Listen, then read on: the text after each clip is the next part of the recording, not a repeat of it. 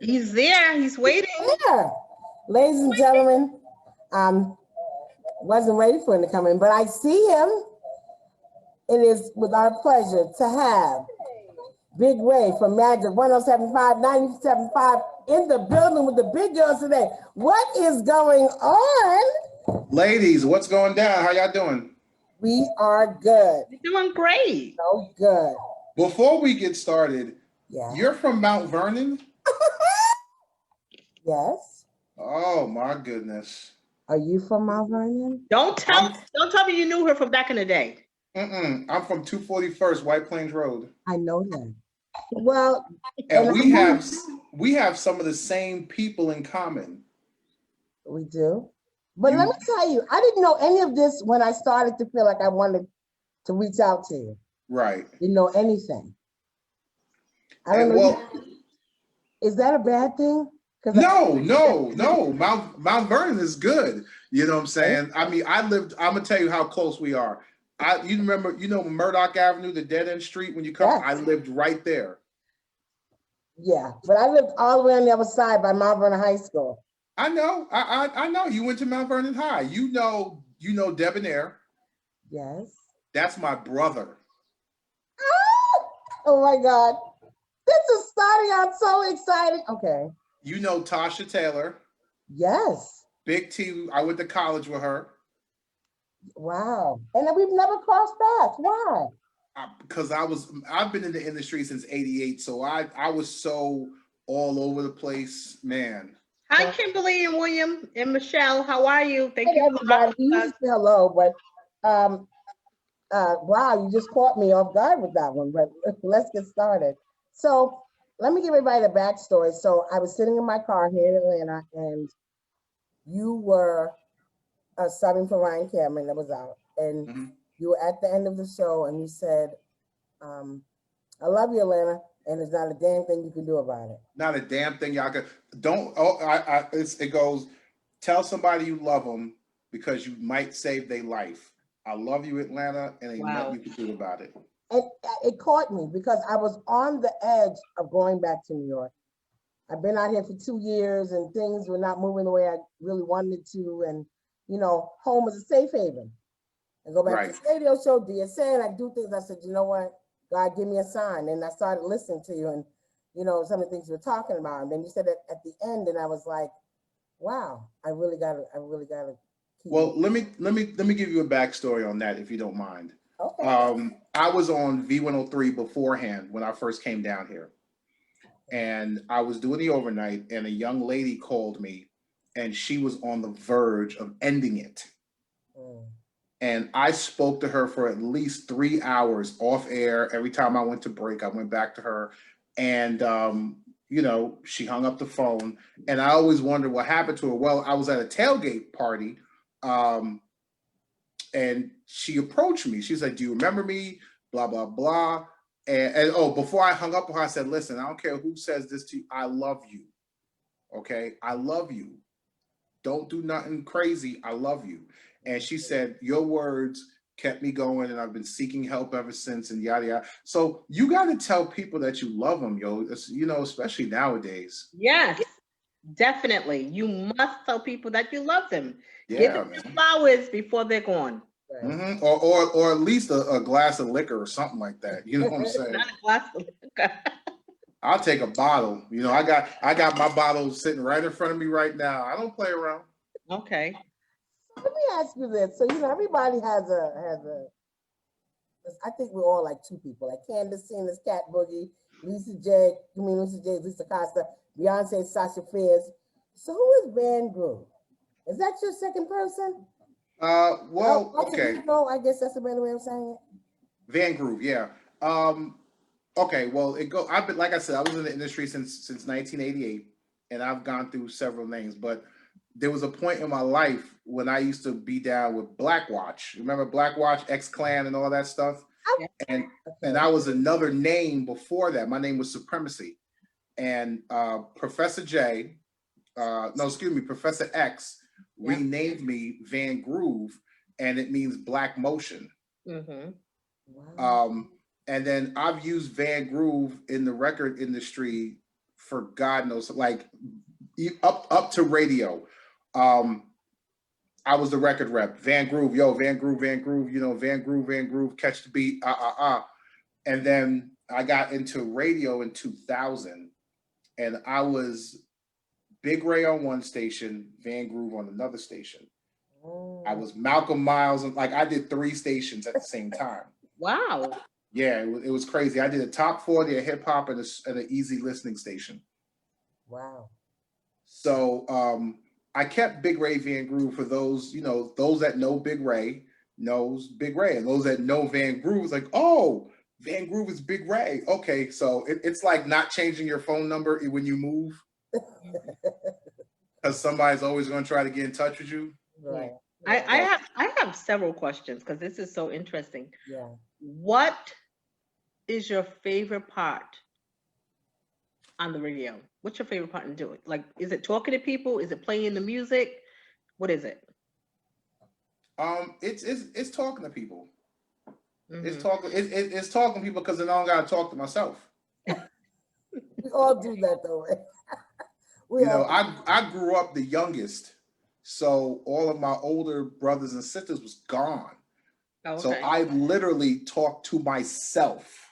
Mhm. I rode dolo. I talk to myself. I don't have a problem with that. I live by myself. You know what I'm saying? Like I don't have a problem with that. Right. Right. Mhm. Okay. So I want to take it back. So 1988, when I first was doing my workup on you and not knowing, when I first looked at you, I said, wow, 1988, he looks like he's related to Andre Harrell.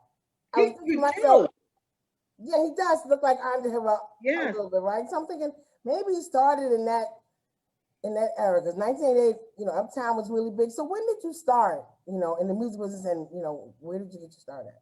Well, it's funny you say that. Andre Harrell was one of my mentors. Wow. Did people tell you that you look like him? I've gotten that before. I've gotten between Andre Harrell and Big Cap. God bless both of them. Yes, God bless Big Cap. Remember Big? Oh wow. Cap was my brother. That was my guy. Okay. But I mean, I started off in '88. I started off as a rapper. Wow. Really? I was with a crew. The crew, Debonair knows the story. I was with a crew, and the crew was called Thus the Mission Begins. Okay. Let me go back. The crew was called MCOD, MCs of Destruction. And we were like the original Wu-Tang, okay? Okay. And we had to deal with Sleeping Bag Records. Wow. And things just didn't go right. You know, back in the days, you sign the paper, but you don't know what you signed because you're young, and your mother's like, "Let me say, Mom, I know what I'm doing." You know what I'm saying? It was one of those. And then I became I was a DJ. So I spun at different loft parties, different little clubs. And then from that, I've done so much in the business. Like I've been on movies, like we was on, oh God, every 90s movie, everything from Who the Man and Juice. And like we was like extras. Like that was my life to be an extra. Wait, you were in Juice.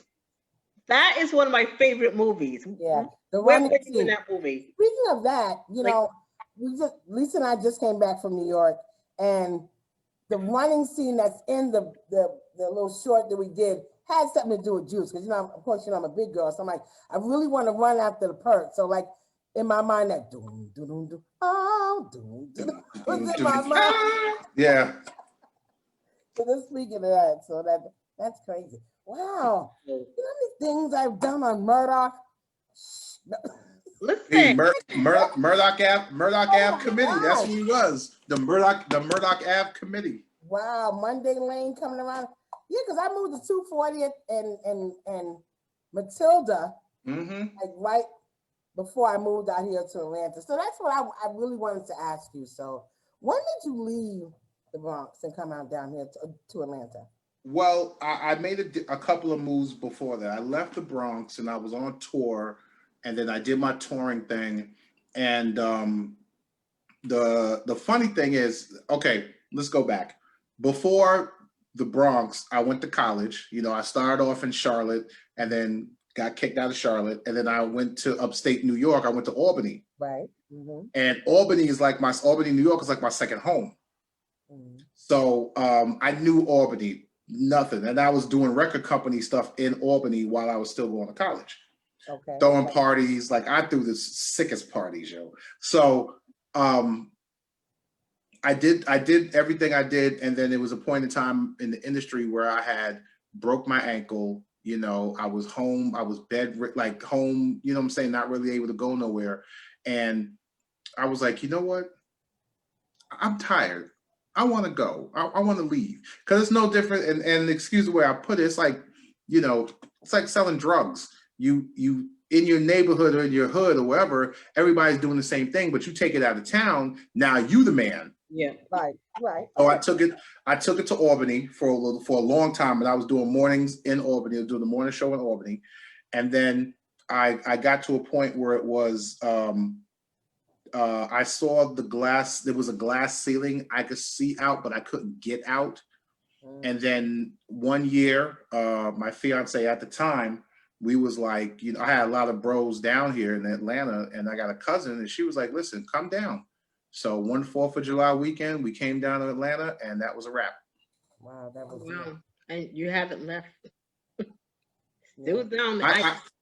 As much as I want to go back to New York, my Yeah. gentle Georgia skin can't take that cold. No, well, It's freezing up here. well, let me tell you what happened. When I first went back, I came up from Newark Airport, and the first thing I said was, "Oh, it's so dirty out here." I got real bougie. I'm like, oh. I was like, the train? Who's taking the train? Where's my Uber? And I don't do Got real bougie. Yeah, real and bougie. I don't do regular Ubers. I got to do an Uber truck. Okay, that's an XL, young man. That's an Yes. XL. Yes. Unfortunately, I'm a lifter now. I used to be an Uber, and I'm a lifter because like I moved on to Lyft.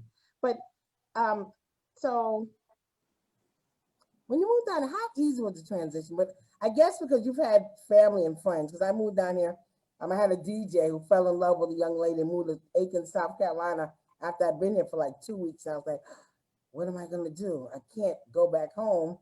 They had a party for me to my transitioning. How hard was it, or were you already in the groove, so to speak? We're trying to make the transition of coming down here and doing what you're doing. I'm sorry. It was a little bit challenging because I was used to having a team around me. You know, I had a team called Cap Wolf Marketing and Promotions, and everybody on this team was great friends of mine. And I ran everything, and I had a marketing person, a promotion, and we threw parties and we did this. And then I'm coming down here with no team. It was just myself and my wife and my son. Right. And she's not in the business, and I wouldn't expect her to do it. You know what I'm saying? Right. So I really had to get out there and just grind. Like I went to clubs for no reason, just to see how the nightlife was. And then I knew a certain radio station would be at a club, so I went down there and tried to hobnob and get a network. And I've paid my dues down here, but for the short time I've been here, I've done a lot, yo. You would think I've been down here for 30 years. I've only been down here for 12. Wow. Oh, wow. Wow. So as a DJ, what is your favorite genre of music? I mean, I like all music. But your favorite, everyone has. I love all music, but I do have a favorite. I mean, I'm hip hop all day. Okay. You know, I come from the hip hop world. You know, hip hop and R&B. I've done so much in both genres. Christopher Williams is my godfather, so R&B is the shit. Yep. So R&B is what we do. And then I've ran and promoted so many hip hop projects. Yes. You know. Oh, okay. I do. I love hip hop, but I'm stuck on neo soul. Yeah. Neo soul has really neo soul has really what's the word I'm looking for? Has really elevated. Like it's changed so much. It has. Right. With so many dope artists. Listen, Marsha Ambrosius is like my favorite? I'm gonna tell you something. I'm in love with her so much that if I've met her and I've had to calm myself down, and she was really cool. But I said if I ever see her, somebody's pressing charges because it's gonna be crazy. Listen, if you listen to her music, she'll have you humping on someone's man, and then you can just go back home. Well, I'm not humping. I'm not humping on nobody's man. No, I'm talking about me. Oh, okay. Well, make that clear. I'm sorry. I'm like, listen to her music. I'm like, I don't want to go to work today. I want to lay in bed all day Right. Don't do nothing. Do nothing. and make love. So Yeah. I saw something was really piqued my interest because I really didn't know this about you. I saw a video of you walking into the comedy Uptown Comedy Theater, Mhm. and you were doing comedy. You know, that's up my alley. Yep. And, I was at Atlanta Comedy Theater, and every Friday for a while because the station hosted it. But I dabble in comedy here and there, and it's funny how that started. Cat Williams. There's a bunch of people that gave my start. Cat Williams. Oh God, why am I forgetting my guy's name? The dude from How to Be a Player. What's his name? Bill Bellamy. Bill Bellamy. Okay. Cat Williams, Bill Bellamy, and Kevin Hart. Kevin Hart. Wow. Cat Williams is a straight My fool. favorite person. I started my show on his birthday, July 6th. That's my favorite, one of my favorite people. Cat Williams is a straight fool. Oh my goodness. He is, and he's a good dude too. And the funny thing is, actually, let's go. Kevin Hart. It was a show in Albany. It was Kevin Hart. Mhm. It was called "It's Just Comedy Tour." Kevin Hart, talent, and another comedian, Mhm. and they was in my station doing an interview. And my morning show partner was like, "Hey, he's funny. Put him on." Kevin Hart put me on to open up for the show, and I'm forever indebted to him. And when Cat Williams came up, he put me on. You know what I'm saying? When Bill Bellamy has done it, because Bill Bellamy took me down to New York, or got me down to New York City for when he was hosting Last Comic Standing. Mhm. Oh, okay. He got me onto that. So comedy is something that I dabble in. It's not a passion of mine, but I think it's necessary to be somebody who talks to themselves, who talks to people, because I just feel that everybody needs to laugh. Definitely, especially nowadays. Yes. Yeah. Definitely. I'm willing to sacrifice my sanity to do that. Wow, that's great. Because it's like when I first started, I did SOBs. Wow, back in. Oh, you know my man Capital J too. Y'all We gotta have coffee because we're in the same state. Yes, I do. Yes, I do. Capital J is my bro. That's my guy. Wow, Capital J. Bringing back some memories here. Mm-hmm. Showing my age too, but yeah, like when I first did SOBs in, God, I want to say 98 on the Dare. But I love it. But at the end of the day, when I had my daughter, it kind of changed my whole perspective because you gotta be out there all hours of the night, waiting to get up. So if you had to choose, I know comedy probably is not number one, but would it have been music or would it have been going to the radio? What is your favorite? I mean, I love radio. Like radio is my passion. The entertainment industry is my passion. But if radio is my girlfriend. Excuse me, radio is my wife. Is your wife? Yeah, really? Right. Okay. Is your wife? Okay. The radio was my wife. I hear. Mhm. I love. Listen, I go to sleep listening to music. I have my. It drives me crazy. But you understand? It's like I like TV, she likes radio. And I'm like, listen, when you come to my house, you got to turn that off. I need to listen to the TV. That's how I know what time it is. No, she's talking to me, and I'm like, okay. I put my AirPods in. I'm like zoning her out. You I'm know, like, you gotta go somewhere. We're not making love here. You got to go. It's always that love music. And I mean, we all love R. Kelly's music, but I'm like, all right, enough. She's getting ready.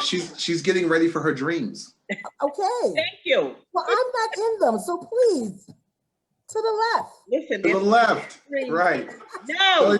Show yourself out the back door. Yes, please. No, thank you. All right, so I got my questions. So it's now time for Ask Ray Anything. Anything. And I didn't go crazy. He's like, what in the world? It's not that bad. Trust me. I'm an open book. It's okay. Okay, great. All right, so Ray, what's the first song you ever played on the radio? What was your very first song when you started? Was it in Albany? What was the first song? It was I'm Sprung. Go on, hurry. By That's all. by what's this dude's name? Right. And the funny thing is, there's a story behind that. My first time on the radio by myself, air shift, it was a weekend, and I was so nervous. So I'm sitting there, I get the headphones, get everything ready, and it was time for me to talk. It was like, press the button, jams, and I was out. I was like, that was the worst. I suck. I suck at life right now. Like, I was so hard on myself, I was like, this is the worst. Somebody kill me, yo. But you went back and did it, right? I went back and did it, yep. Yes, you can't give up on your dreams. You can't. Favorite hip hop song? All time favorite. Rock Boys, Jay-Z. Really? I didn't see that. I really thought you was gonna go back to the 90s. I really did.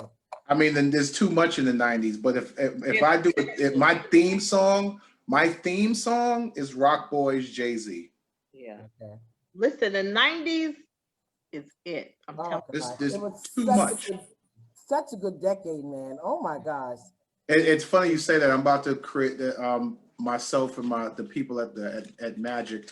We're about to create this new Zoom interview show with 90s artists, and it's called Now That's Hip Hop.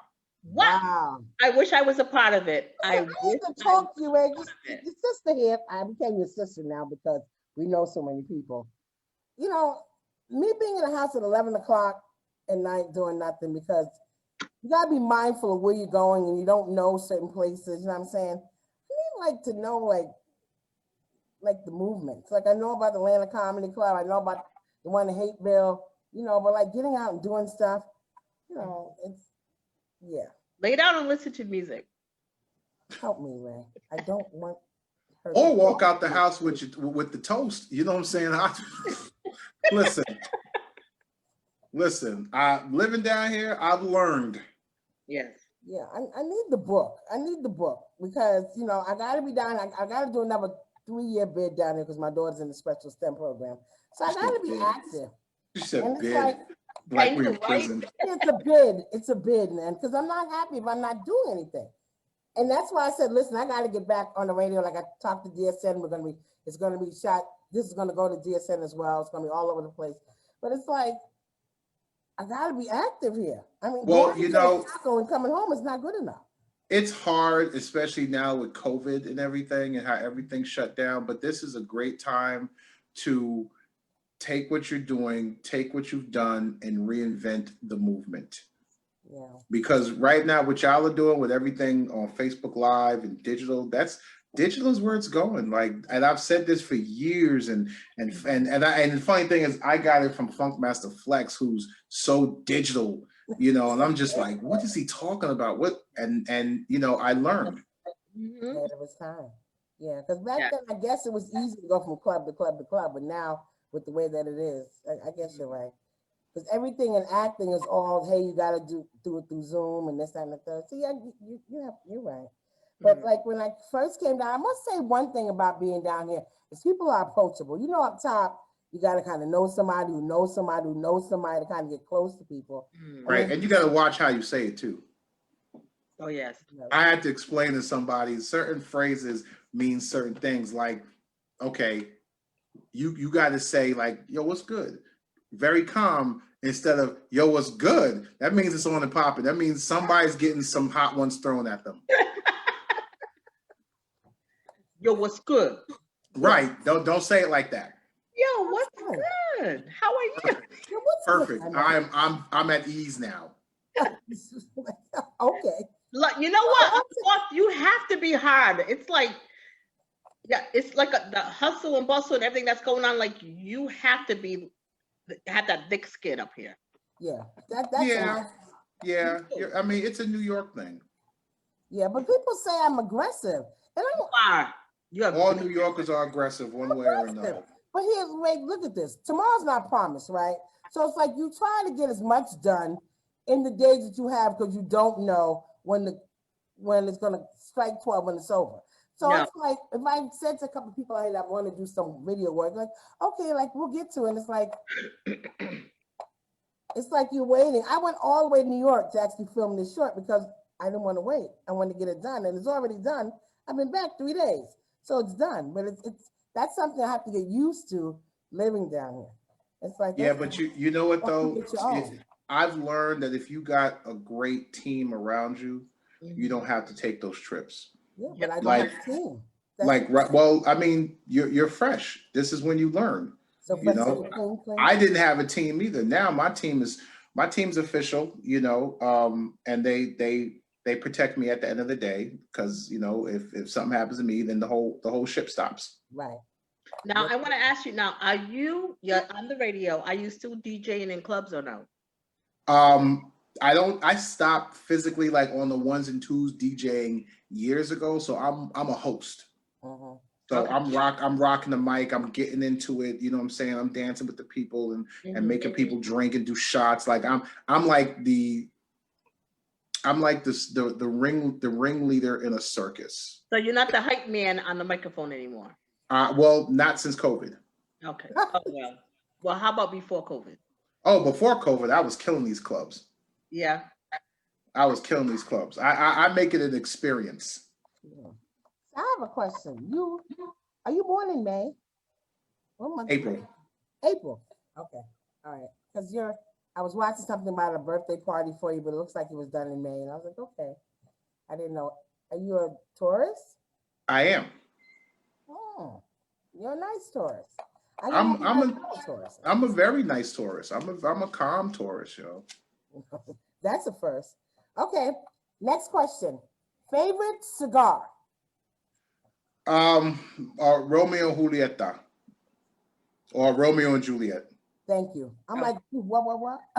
Well, it's funny. I have to correct people because an OG dude corrected me back in the days because the Romeo and Julieta was one of my first cigars, so that's my go-to, which is my favorite.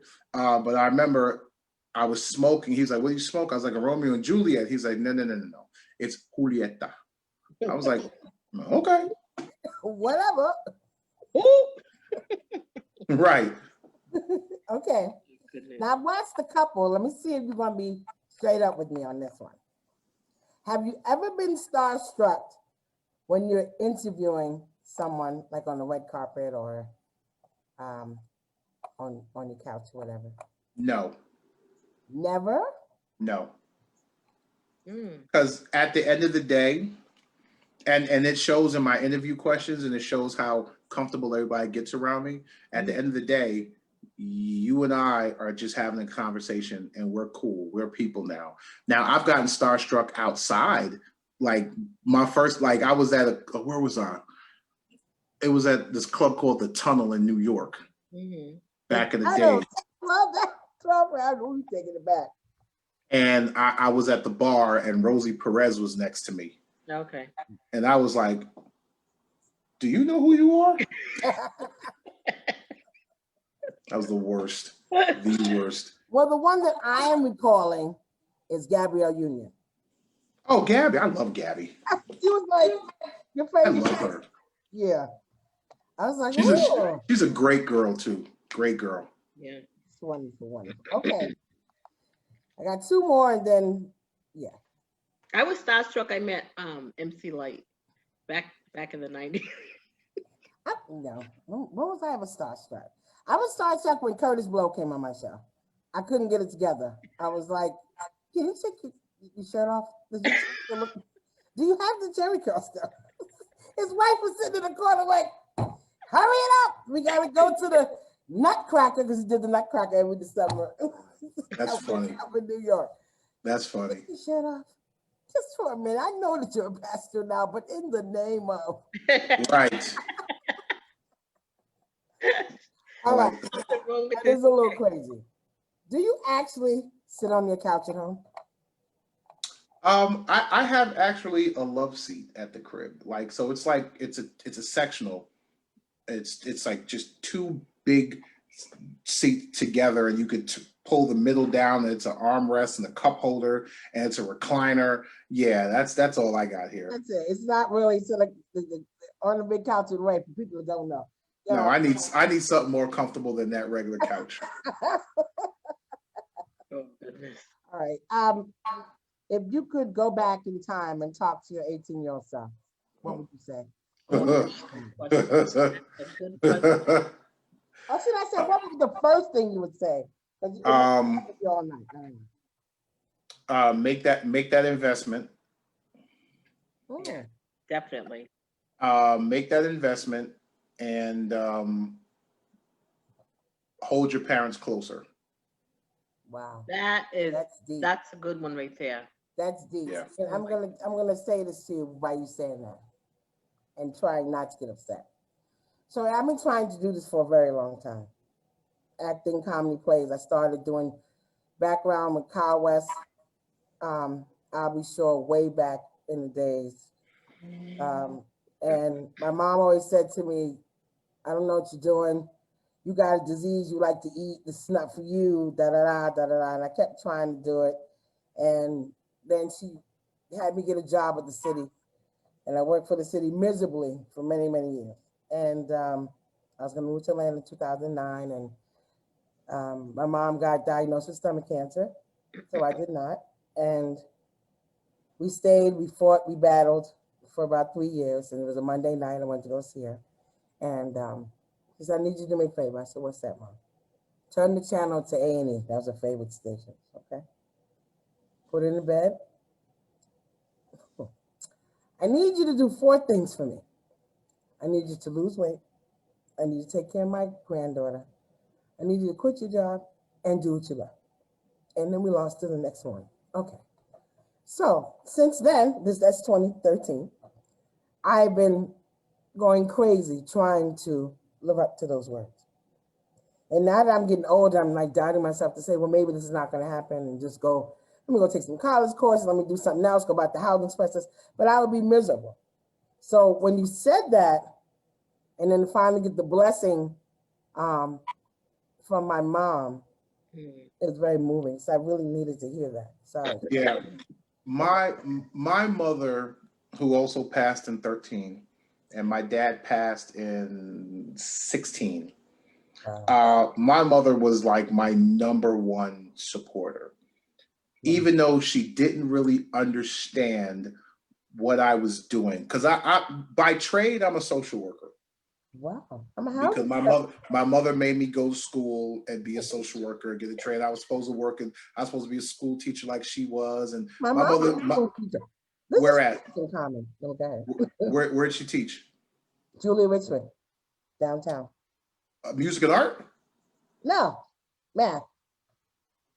But Julia Richmond was the music and art school. Right. I'm saying yes. But remember, there are 3-4 schools in there after a while. But Julia Richmond, she worked as a math teacher and then went on to do communications, like the scheduling of all the, as she got older. Yeah, Julia, right on 16. So my mother taught at Michelangelo, IS 144 over by Co-op City. Oh my gosh. My daughter went there for, well, that other school next to her, you know, another school on the second floor. She graduated from that school. And my mother always told me, she was like, listen, whatever you do, make sure you're comfortable with it, because you don't want a job, you want a career. Yeah. And as long as you got something you love to do, you'll never work a day in your life. Wow. And it was, my mother got me my speakers, rented my speakers. And then when I did parties, and she came to my first little comedy show, you know what I'm saying, in Manhattan. And and I was just making jokes about my mother for the whole time. And you know, and as she got older, and I tried to get them both down to Georgia. And as you know, anything about older Black folks that live in New York, they are stubborn. Yeah. They if there's no train, or they can't go to the bodega or anything like that. Like my dad played numbers. Where am I gonna play my numbers at? It's like that. My mom was like, "There's no accessoride in Atlanta." I'm Right. not good with the. Right. So at the end of the day, you know, it's like you gotta hold on to that, and you gotta do the best you can, even though they're gonna give you pushback and flack or whatever, because you know you're gonna be in that same situation. And I told my kids, and I have 4. Okay. I said, listen, when I get old and retire, I'm living a year with each of y'all in the round. And I'm doing everything that y'all did to me. Oh, I'm leaving toilet seats up, milk out of the fridge. I'm giving the grandkids whenever I have them. I don't have them yet. Yeah. As I knock on wood, you know, I'm giving the grandkids every sugary treat. I don't care. I'm leaving my teeth on the table. Everything. Everything. wow. You know what's so funny? I told somebody, I said, Big Ray Magic is going to be on the show. I thought your last name was Magic. No. So I try to teach her, it just doesn't work. But it's It okay. works. It She's works. coming along. She's coming along. I am. Yeah, she really is. But you know, I really want to pick your brain on something. You know, Go ahead. we are November 3rd is coming. Yes. So what do you think is going to happen on November 3rd? Do you think Well, there's going to be a change? First of all, I want everybody to make sure they go out and vote. That's right. Yes. That's right. How many hours did you stay? I had my First of all, I didn't stand. I brought my chair. Okay. Okay. I am not that crazy dude. Okay. I was in line. I got there 11:40, left at 3:00. Wow. What county are you in? Well, I went to Gwinnett to do it. Okay. You went to, I used to work there. I live in Gwinnett. Okay. I just saw that absentee ballot. No. Let me tell you, this is an important time in our lives right now. Right. This vote is more important than Obama. That's right. See, with Obama, we kind of knew Bush wasn't going to do. I mean, who was it? Obama and Clinton? Yeah. We kind of knew Clinton wasn't going to do it. We knew Obama was going to go in. We were scared, but it was a different movement. Right. It wasn't life threatening. Right. With what we're facing now, and especially with COVID, social injustice, police, and everything, and then what he's doing, this man. Beyond. You know, Ryan Cameron says, if you want to know what the president's going to do, follow him on Twitter. I told her, I said, I follow him on Twitter. I need to know what he's doing. Yeah. Right. And even though, you know, well, people say, well, he don't have that power because it has to get, yeah, but. Yep, look what he's doing. You know, it's important. I mean, I pray that we have the outcome that we're all looking for, but even then, the work isn't done. No. Because now we have to change years of what he put in place. Yes. And then on top of that, we have to now maintain our communities, you know, in order to make this change effective. So this is why I say presidential race is very important, but also let's not forget our mayors, our governors, our Congress people, you know, because at the end of the day, just like in Georgia, where Shotgun Brian is making these decisions on no masks, you know, and you see, you know, this is, if Stacey was there, this wouldn't have happened. That's it. As far as I know. I don't know Stacey, you know what I'm saying? I don't know what's on her mind, but. She was railroaded. Let's just be totally honest. Everybody came out. I worked for the Board of Elections in New York for 22 years. And never has it ever been where a person who governs the Board of Elections can also still run the race. You have to bow. You have to step down and then go on and run for your race. I'm doing my radio show right now. I'm gonna call you back. Already fixed All right, from bye. the beginning. But see how that works, and then nobody checked it. Nobody physically actively checked that. So there's still things within the system that has to be changed. But once we get this out of the way, and then I'm gonna put this on record, a lot of people are like, well, Trump's racist. Let me tell you something. Trump's not racist. He's an opportunist. He's narcissistic. Yes.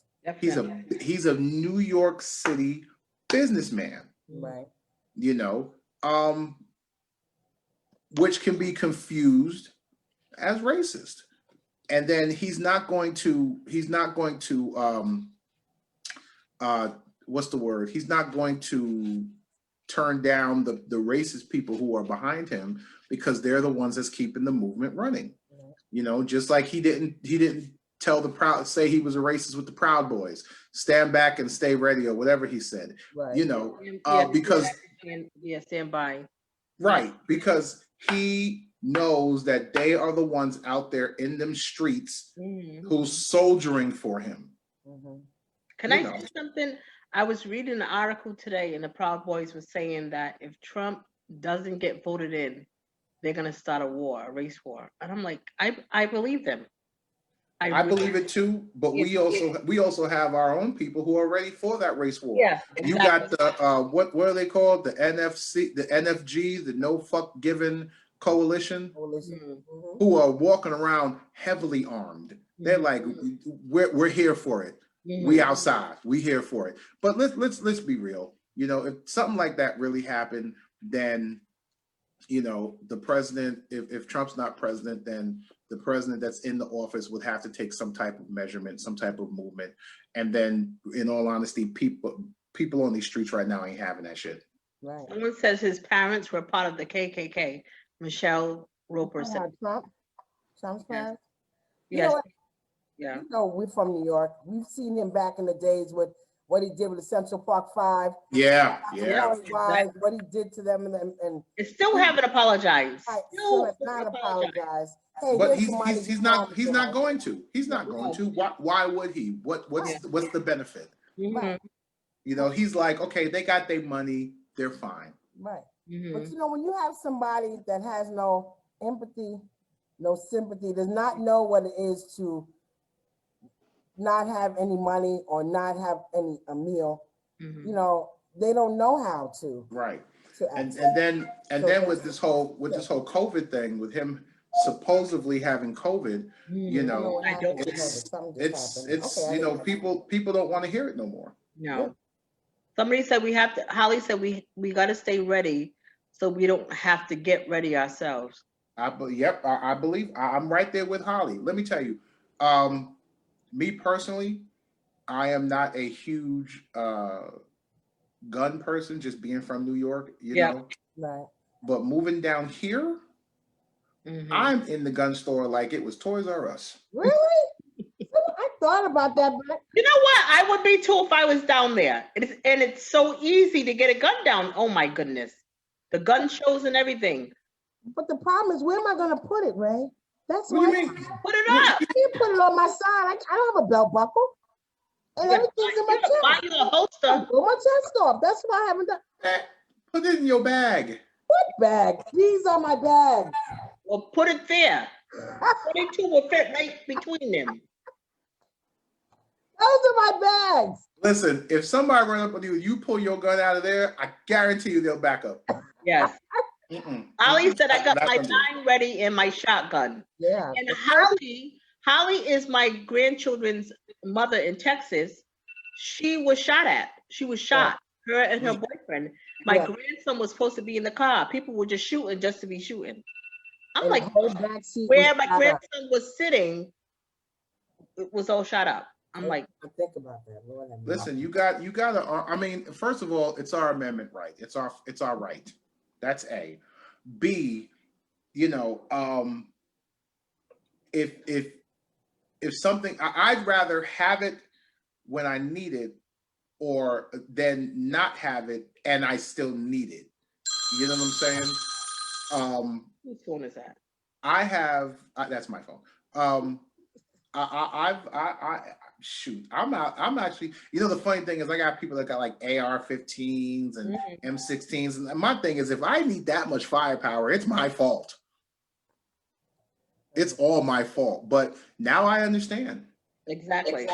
And in New York we couldn't carry. Like I remember my sister got me a nickel-plated 22. Little thing, little thing. But that's to back up people in case something happened. And I've had to back people up at one time. Yeah.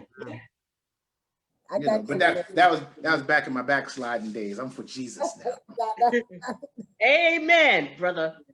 Well, Lisa, I like y'all. I love y'all questions. Y'all can fire away. I'm an open book. Well, great, because she has to go. Well, I want to talk about the pandemic. So I know what you said, Lisa, and I understand, but I'm going to proceed. All right, but I'll be back. Okay, 2 seconds. So who tells her to put her clothes on while we're in the interview? I don't know why she put it in the laundry. I don't know what she was thinking about. Told her, put your wig on after you put your clothes on. Not there. So anyway, so I have a question. So the pandemic. My daughter asked me, I have a 16-year-old daughter, and she asked me, said, Mom, when is this going to be over? And I told her I didn't know. And usually, your kids look up to you and think to you, Mom and Dad have the answer to everything.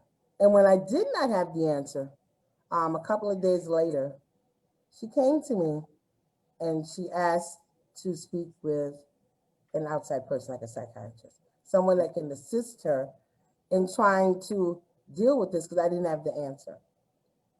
So my question to you is, did you have the conversation with your children in regards to this?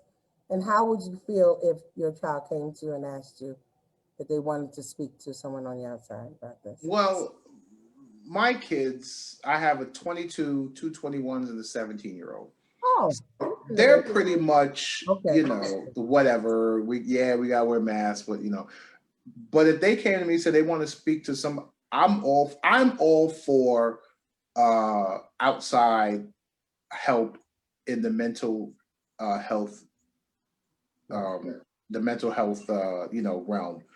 Because the problem is with our folks is that we don't seek help.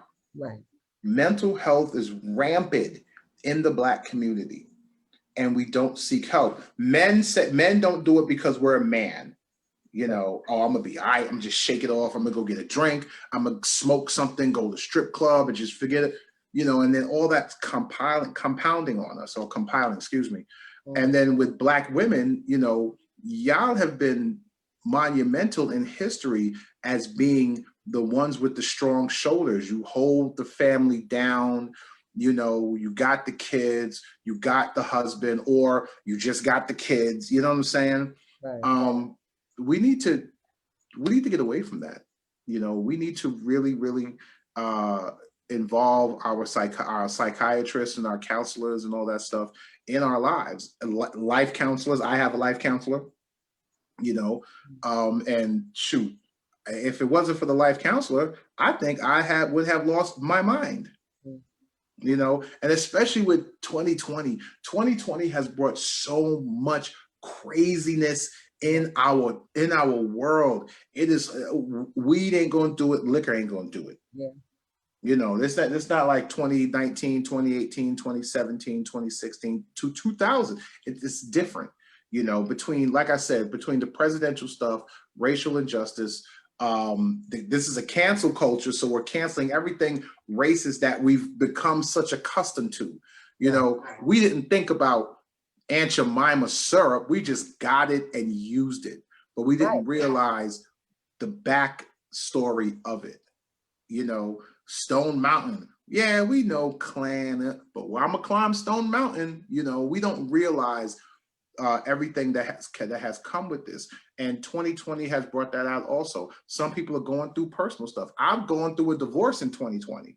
Wow. So when I tell you that our mental needs to be on point nowadays, and that's why I give hands off to the counselors, the doctors, all that good stuff, yo. So let me ask you this. You said at the very beginning that radio is your wife. and you just mentioned something about what you're going through.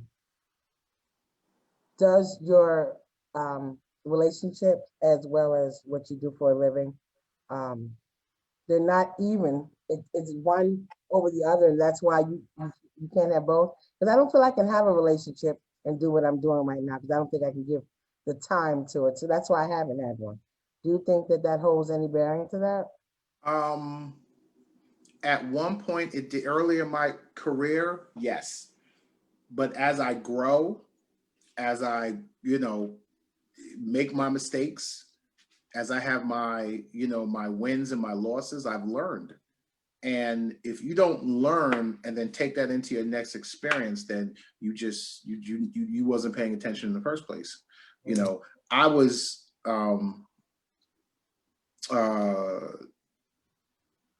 I was fortunate that my ex-wife understood the business, because she met me while I was doing business. You know what I'm saying? Okay. She met me in the club. I was rocking the club. She knew what it was. Right. You know, my thing is you have to really have the checks and balances, and you have to learn how to leave work at work, or how to, how to fill your mate's love tank. And there's a book. I may be saying it wrong. I think it's either 7 love languages or 5 love languages, one of the two. I suggest everybody who's in any type of business for yourself, or you in the industry, or you're trying to maintain a business, whether you do Amway or Avon or whatever, which is going to take you out of your regular family thing to build the business. I suggest everybody read that book. I may be saying it wrong, but I think it's the 5 love languages. 5. And when I tell you that book has helped me out so much, then yeah. Wow.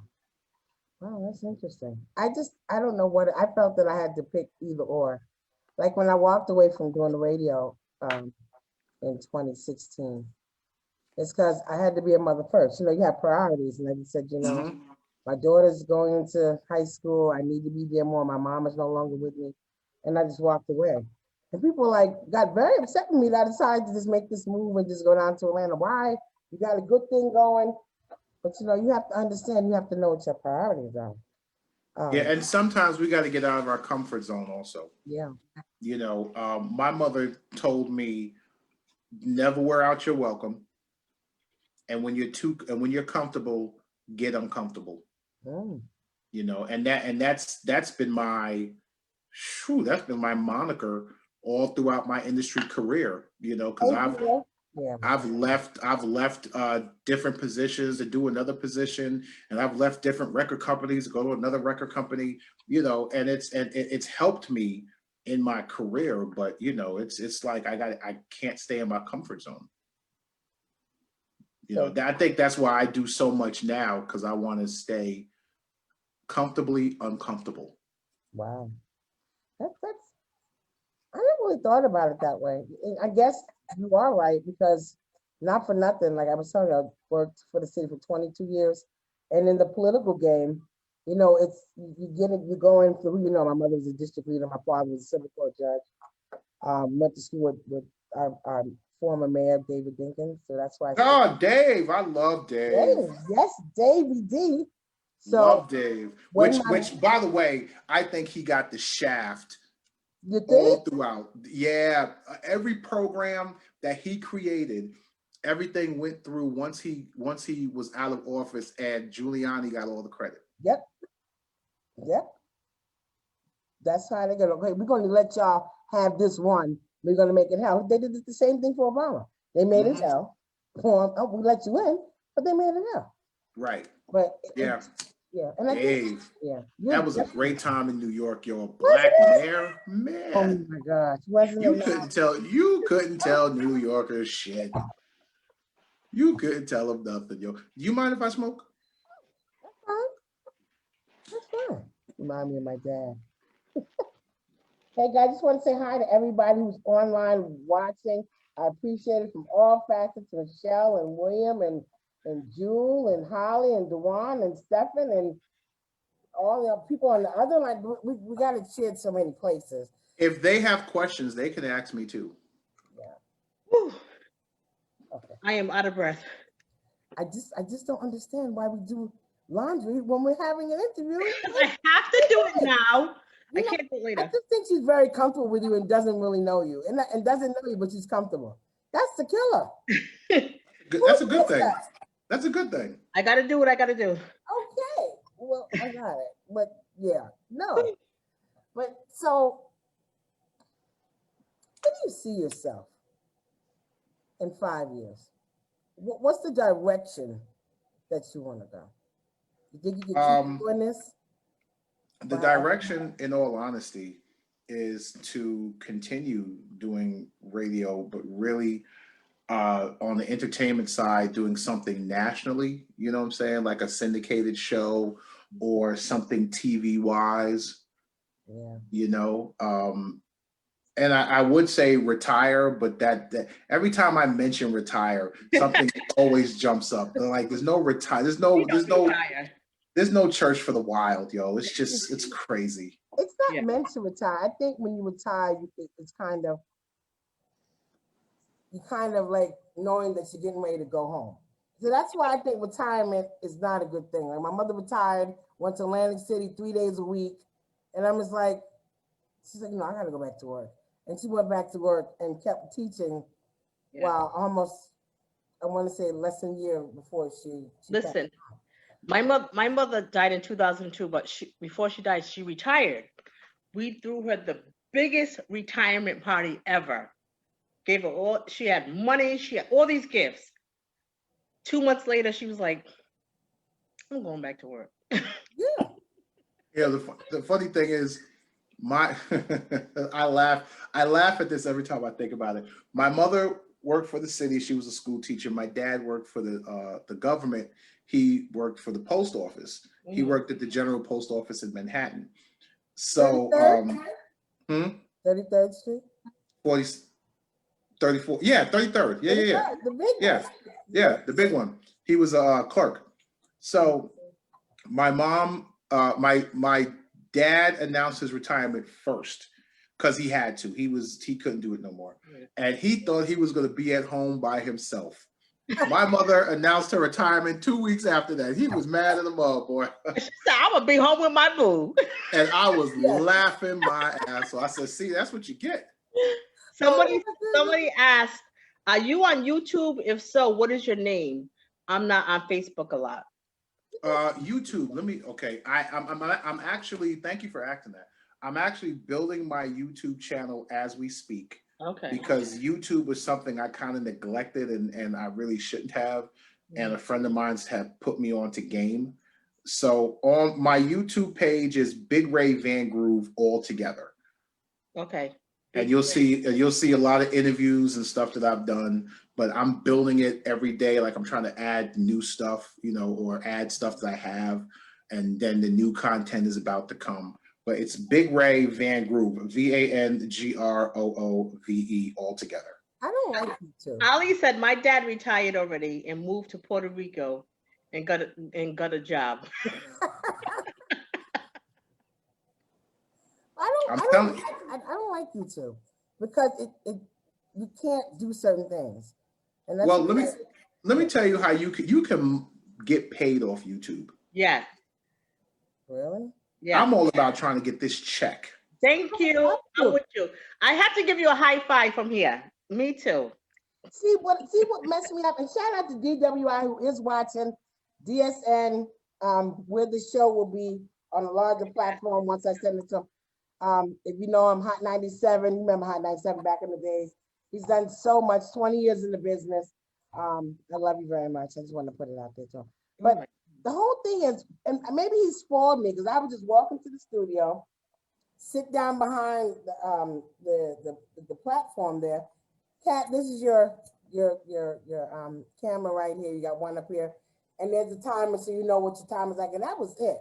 I didn't learn the ins and outs of certain things, and that's why I'm kind of stuck here. Because hey, I can interview you, but as far as like you asked something about Instagram Live today and Facebook Live, I'm like, wow, can we do that? I'm like, I don't think I don't know my crap, but it's like it is very important, and I'd like you to elaborate on this, Ray. Is you need to know the ins and outs of everything that you're doing, not just being the interviewer. You have to know the other stuff. And that myself is, I did not. So can you elaborate on that and let people know that, hey, it's not just one thing. You have to be multifaceted. Well, as even before COVID, as businesses change, a lot of departments get eliminated, and then you end up having to do these jobs that these departments do. So now you've got 2 or 3 things on your plate in the business. And this is, why I've moved around so much in the record company. Like, I've done video promotions, I've done record promotions, I've A&R'd, I've been a tour manager, I've been a product manager, I've been a manager, you know what I'm saying? And then in radio, I can sit behind the mic, I can run the board, I can do production. Like, I have a marketing agency that's strictly, like, we do productions for different companies. If you want a commercial, you send me the script and I'll make it hot for you. You know what I'm saying? But in this business, that you have to learn everything just in case. So, and then, which makes you a hotter commodity, which makes you, okay, well, she can run the board and she can do commercials. I can run the board. I can do traffic. Like, the latest skill that I learned was how to do traffic reporting. Wow. Wow. That's interesting. Which I start traffic reporting on Ryan Cameron's show starting Monday. Really? Wow. You be an Al Roker? I mean, he does weather. Well, yeah, you got to go to school for that. I'm good. I don't have to. He's like, I'm stopping right there. That's it. Well, a little bit, but okay. No, I'm good with that, yo. Well, I gotta say, Ryan Cameron, I'm so glad he's gotten better. He's one funny guy. I try to stay up for you, Ray, but it's very hard for me. Ryan is a great dude. When I tell you, he does so much for the community and for people, period. And I'm proud to say he's like one of my best friends. That's wonderful. Oh, that's good. That is absolutely, yeah, that's wonderful. Because, when he was going through his battle and people were like, wondering what was going on, and you guys stepped in. I mean, you did a great job, man. Thank you. Thank you so much. I appreciate Awesome that. job. I started going and getting in my car and, because I didn't have it in the house, and just listening to you and the topics. And one thing I love about you is you don't talk at us. You understand? You make it feel like we're having a conversation. Mm-hmm. I said, hey, without things like that, make you think, make you stay interested in what the conversation is. And Well, I do like that about you. That's the difference between an air personality and a jock. Yeah. A jock is like, hey, magical is on vibe, nice and vibe. Don Imus a jock. Don Imus was a jock. He was a jock. Imus was Howard a jock. Stern a jock? No. Huh? Howard Stern. No, Stern was a personality. Personality. Yeah. Okay. Who else was a jock? Who would you consider a jock? I can't think of anybody who was a jock right now. Frankie Crocker. What was Frankie Crocker? Crocker was a jock. Was a jock. Yep. Mr. Magic. Jock. Jock. Okay. I'm sorry, Lucy. Do you know any of these people we're talking about? She's from Rhode Island. I do not. She's got some. Rhode Island. Are you? Is your people from Cape Verde? Yes. So my dad came over here from Portugal when he was 19. Damn. Wait a minute. Stop. It's not interrupting me. My mom's people came over here from Cape Verde. So my mother's great-grandmother came over here from Cape Verde. And yeah, well. How do you know that? Is your last name Vicente? No. Do you know any of the Vicentes? Not off the top of my head. I probably do. Ask Anna. Anna. Nilo, you still on there? Ask them. Hey, Hope. I think you know my cousins. I bet you do. The Tavares. No? I may know them by face or by first name. They were out in the 70s and 80s. They had albums and everything. The group, Tavares, you remember that group? Heaven Must Be Missing an Angel. Oh. Oh. Yeah. Something like, so their father and my grandmother were brothers and sisters. Yeah. Rhode Island is nothing but Cape Verdean Okay. people. It should be called Cape Verdean. No. I know, right? Yeah. Milo is back. What was the question we wanted to ask? Milo's What was the name? Vicente. Milo, you know any Vicentes? My sister's on here. Yeah. Vicente. Vicente.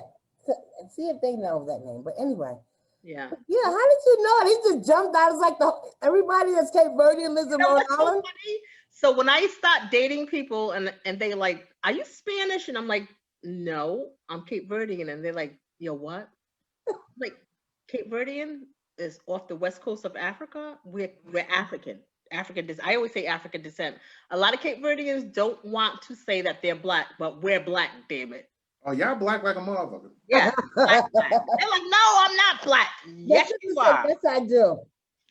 Vicente. She said yes, she does. Yeah, Milo. Yeah, one of my great friends, his name is Nick Vicente, and Nick his Vicente. dad, his name is Al, and they're just great people, yo. Are they in Rhode Island? No, they're in Georgia, Oh, okay.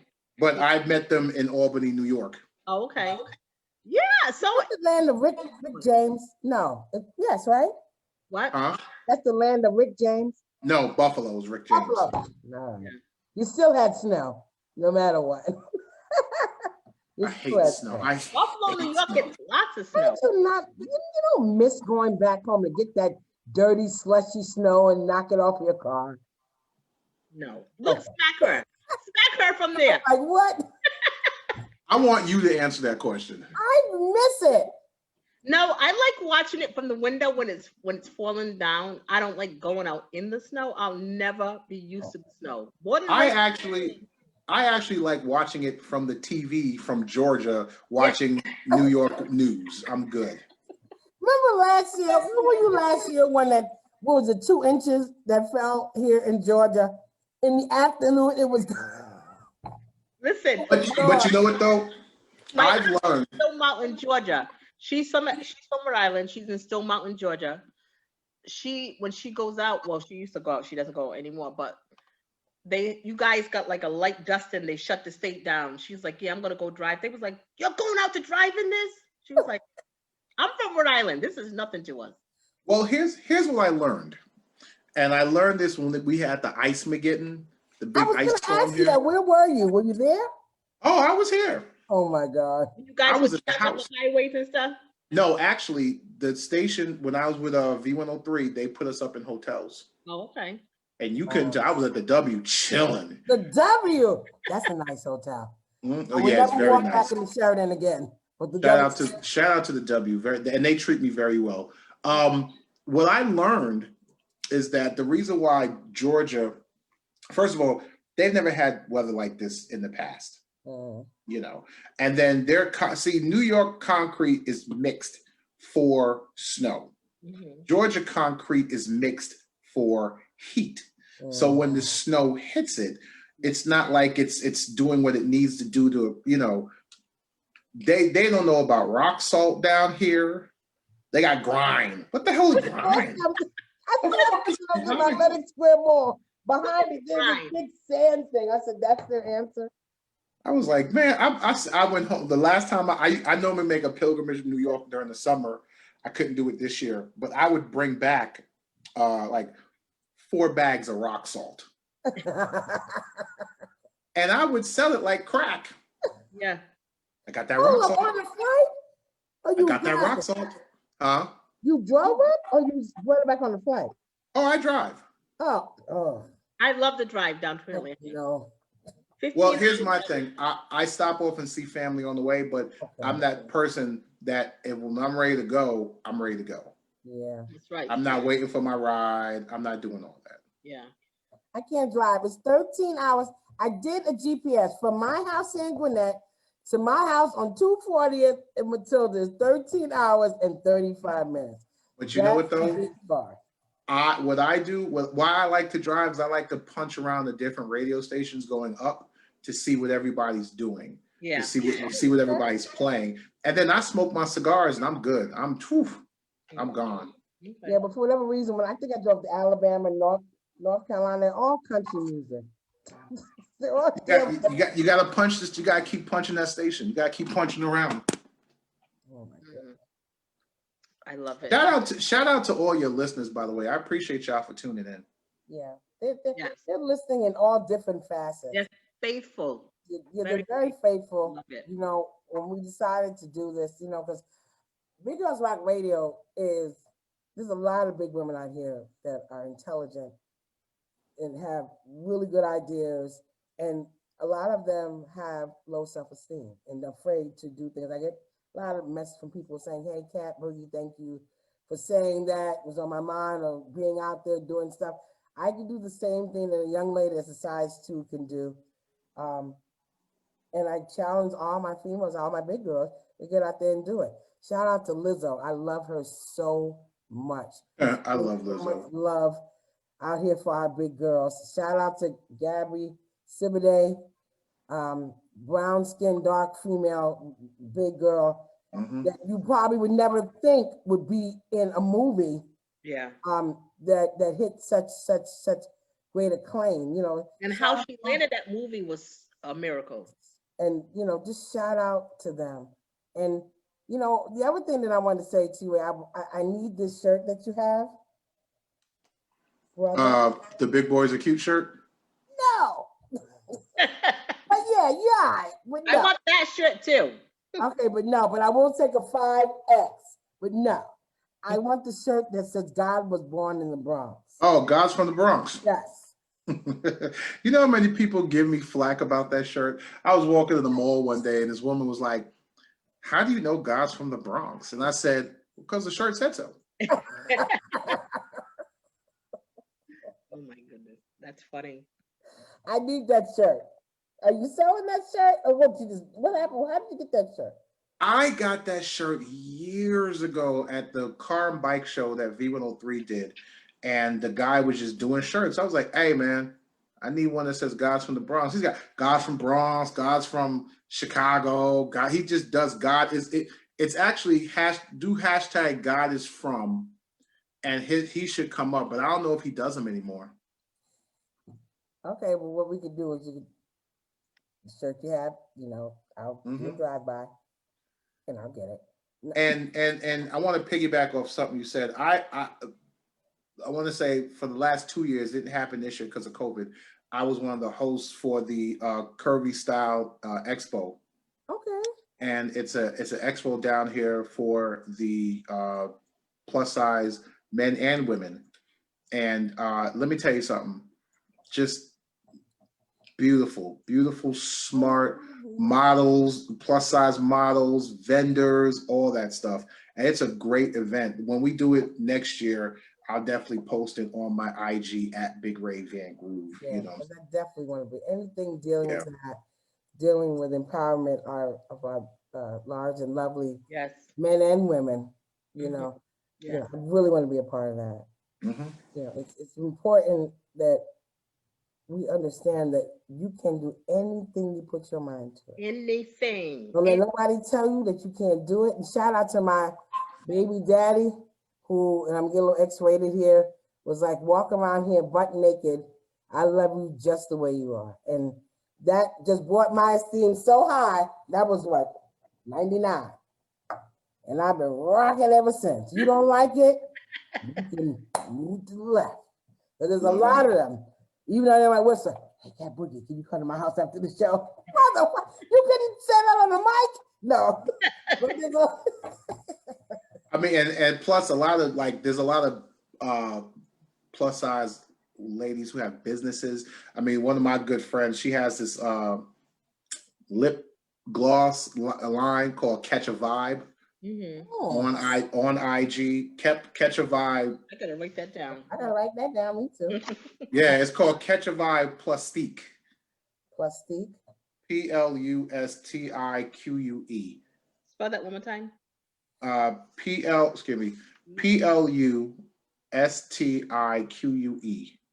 Okay.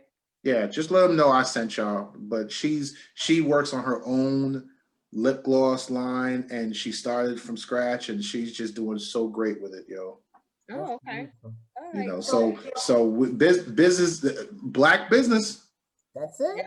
Black business. That's it. They had an expo right before I think COVID hit down there at the the World Congress Center, I think, right before. Yes. Yeah, that was awesome. That was. Yo, awesome. you guys got some great questions. I'm enjoying this. Yeah, Are you? I have a question. How Yes. has COVID affected you as far as like your lifestyle, DJing, promoting, Not D- no whatever? DJ. It took me out of the clubs. It took me out of the public.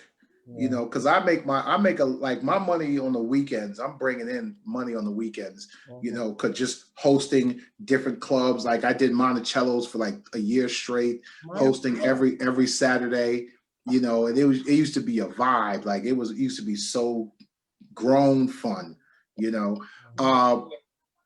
It hit a lot of people in their pockets. Yeah.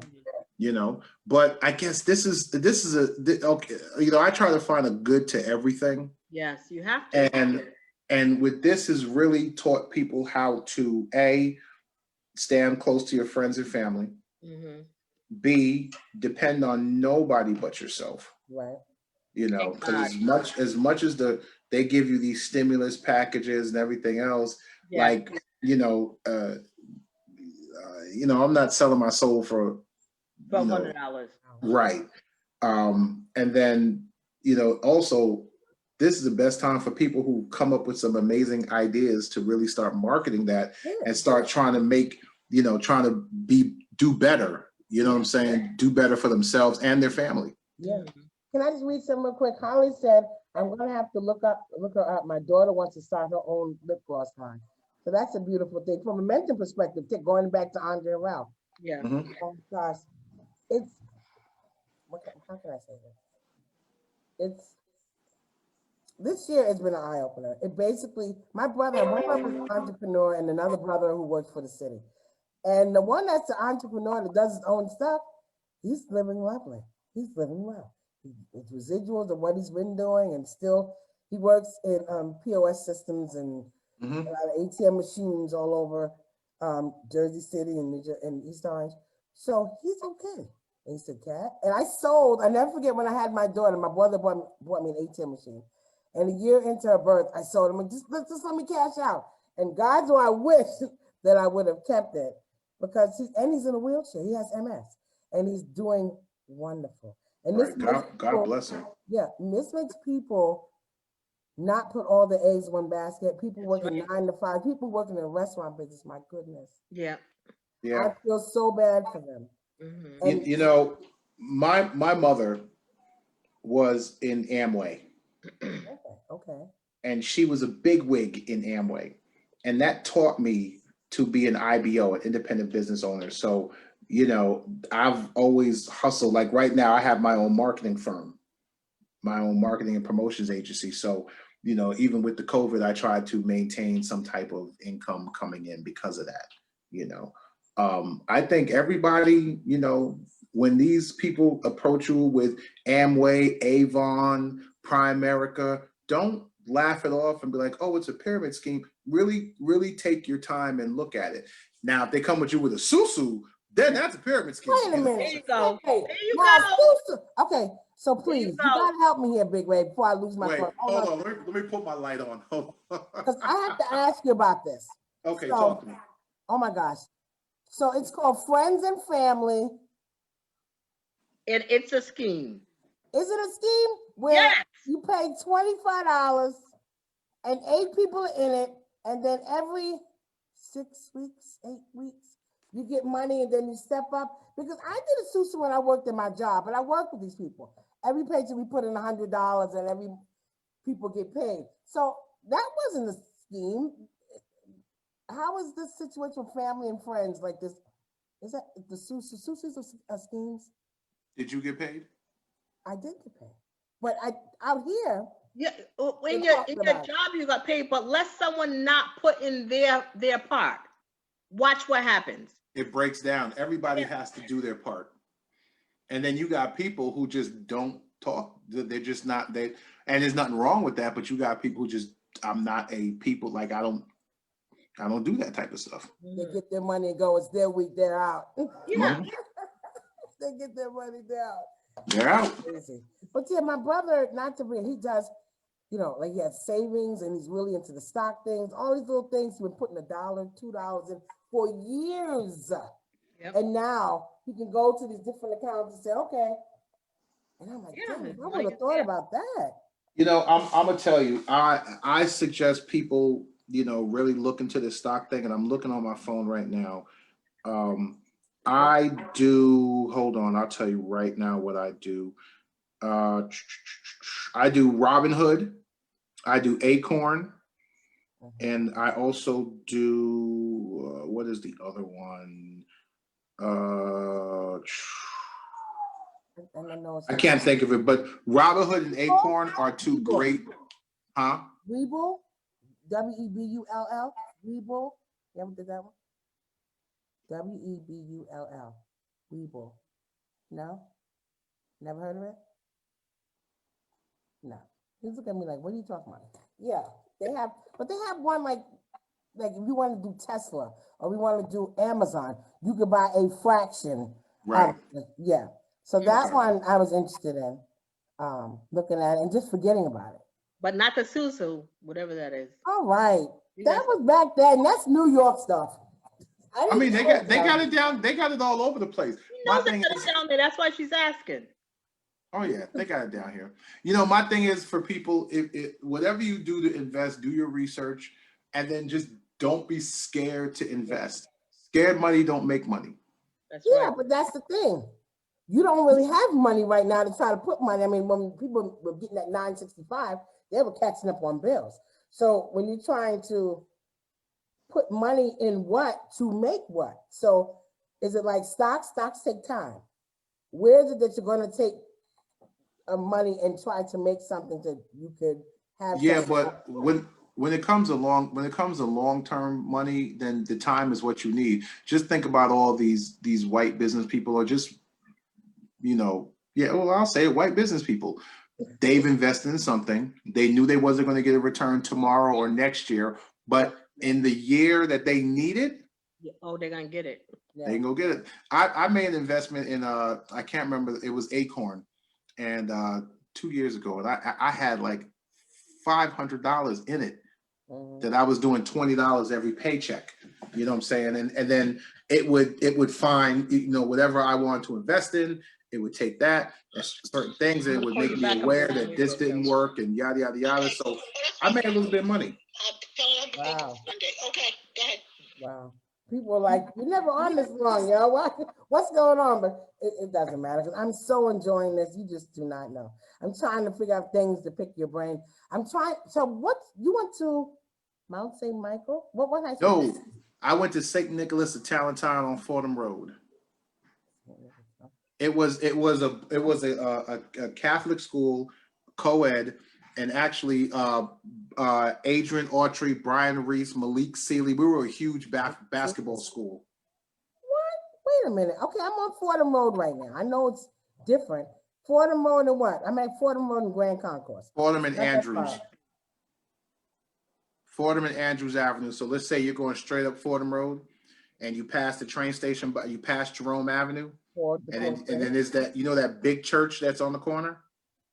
Is that where the split is at? There's a split right Yes, yes. there. Right. The block after, right across the street from the house, from the apartments. Oh, okay. 'Cause I was like, I Class- don't remember seeing any school on Fordham Road. Oh, it's in the cut, It's in the cut. Okay. in the cut. Okay. Would you ever move Yeah. back to New York? If the right opportunity presented itself. Wow. Do you miss New York at all? I do. I mean, I've got great friends, family. You know, I got some good business partners, you know, that are still out there. As I always say, I'm not going to turn anything down but my collar. Listen, New York smells like everyone pees outside. Say what? What you say? New York smells like everybody pees outside. Oh my gosh. That's why Well, I she fell. mean, that's because we do. And that's why she fell. But you're always putting down New York. You know I'm what happened? Love New York, but the smell I can't take. Oh my God. If I could buy a penthouse in New York, if I was to hit the lotto or I came into some money right now, I would buy a penthouse somewhere in New York. I would. I love it. I just don't like the smell. Have you ever been to Rhode Island? Big way. Yes. Did you What like part? it? I don't remember. It was a club in Rhode Island. I was road managing for Skin Deep at the time. You were at Jovan's. I guess so. Yeah, nobody knows. I know. So my nephew is the top DJ out here, DJ Ruckus. I don't know if you know him. Look him up. Okay. Yeah, Like, whatever. he does it all. So He really he's does. out right now on the weekends. He's DJing at Foxwoods. They have him coming Oh out yeah, on Friday and Saturday DJing. that's good money right there. That He's is. trying to, I mean, he's trying to own a black radio station, one of the first black radio stations. Yeah, and But Rhode I Island. think back in the days where they had 18 hours of radio. They didn't have it like we did from Every back in Sunday. 98.7 Kiss to, yeah. Oh well, I understand that because when I went to school in upstate New York in Albany, the TV stations would go off at a certain time. Like, and this is probably one of my favorite TV shows is MASH. Okay. Really? Okay. And the reason why is because MASH would be the last program before. Now, me coming from New York City, I'm like, wait a minute, there's no more TV. Who does that? That's when I used to get in my most trouble. Really? Oh. What did you do? Wow. What did you do? He's like, It's not what I did, it's who I did. Oh, okay. dun, dun, dun, Oh, dun. that right there. Wait, hold on. Let's turn the wheel. Let's see. What did Ray do? She got a wheel. I'm trying to make it exciting. She got a wheel. Too funny. Yes. Too Dude, I had to find something to do during the pandemic. I was bored. I love it. So, acting, what did we do? Did we really enjoy acting? What was acting like? Interesting. Did you really like it, or you just it's whatever? Oh, I loved it. I loved it. It was just it was a different experience. Oh. You know.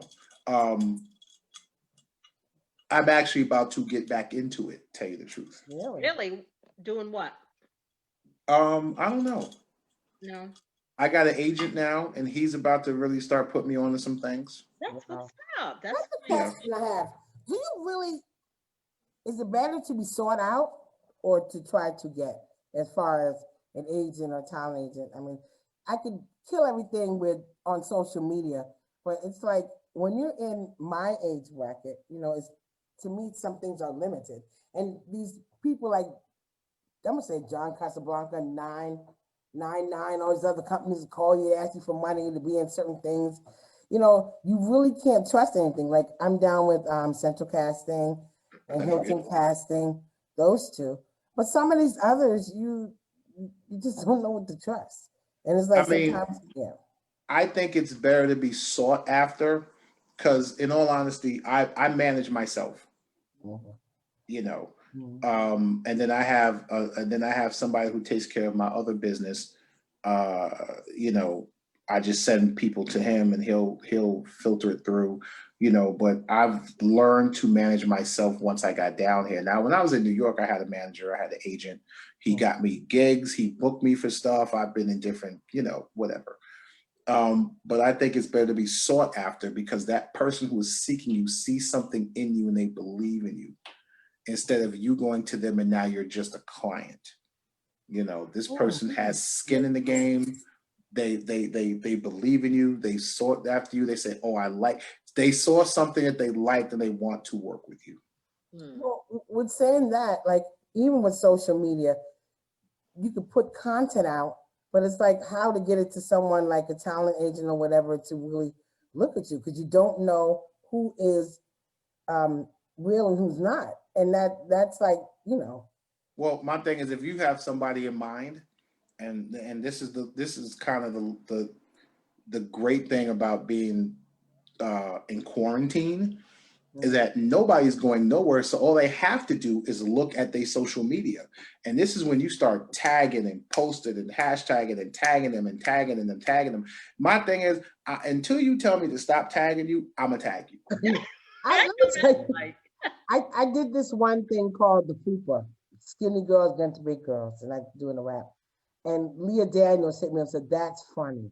And I almost fell out the chair. I was like, holy bejibbits. I didn't know what to do. I called, hey, my mom was still alive at that time. I was like, holy, it was such a feeling. It's like, okay, now what?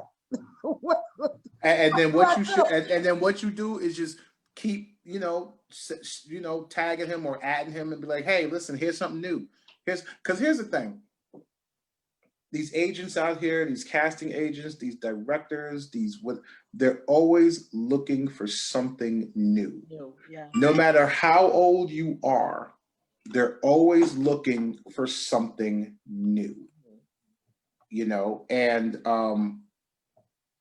like I said, and especially nowadays, I'm sorry. We've been hanging out. Ladies and gentlemen, we've been hanging out. Shout out to Cassandra Henderson. Shout out to Julia. Hey, brother Dwayne. Shout out G. Joseph. Shout out Miss Kristen Wanamaker, Kenneth Glover, all the other people that are on here. Thank y'all so much for staying out with us. We usually Ghost Smoke is on here too as well. Thank y'all guys so much for just keeping out here with us, just hanging with us. We're just having such a nice time. And if they got questions, by all means, I'm an open book. I'm enjoying this. But why? What? So you don't feel that nothing should be private? Okay, let's talk about sex. No, stop playing. Let's talk about love. I know you've been around the mulberry bush before.